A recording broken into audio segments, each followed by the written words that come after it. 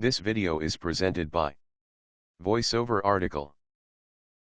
Property development is big business. The rash of TV programs about home makeovers and renovations reflects our current obsession with property as a way to make big bucks, quickly. It may seem a fail-safe way to make a killing: buy a shabby house, paint the place magnolia, add laminate flooring, and bingo.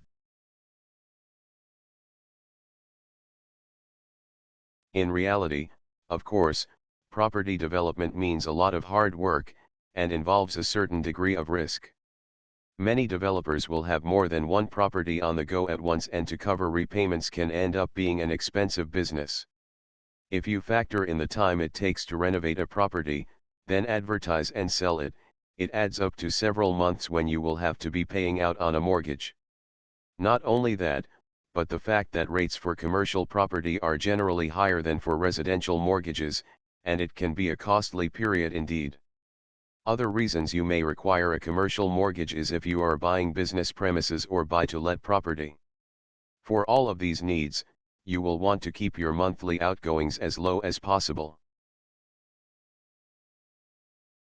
One solution is taking out an interest-only mortgage, such as an endowment mortgage. This will minimize your monthly repayments, and the extra security provided by the endowment policy could result in the lender offering a better interest rate for your mortgage. You will be paying interest installments, plus separate amounts into an endowment policy. The payment of the capital, or principal, will come from the proceeds of the endowment policy. Bear in mind that the tax benefits have changed since endowments had their heyday in the 80s and 90s. Endowments: the bad press. In recent years there have been scandalous reports about endowment policies being missold. Thousands of people lost out when their policies failed to produce the lump sum needed to pay off the capital. The FSA, after investigating, reported that the problem had been exaggerated. Most people with endowment policies are as well off as those with other types of mortgage. However, endowments are investments linked to the stock market, and as such do represent a financial risk.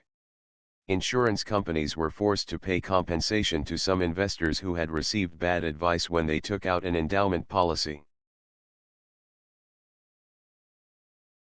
If you end up with an endowment policy that has not produced the money to pay off your capital, you may be entitled to compensation if the advice you received was not sufficient to make you aware of the risk involved. You can also consider selling your endowment in the traded endowments market, which could make you more than surrendering it to the insurance company.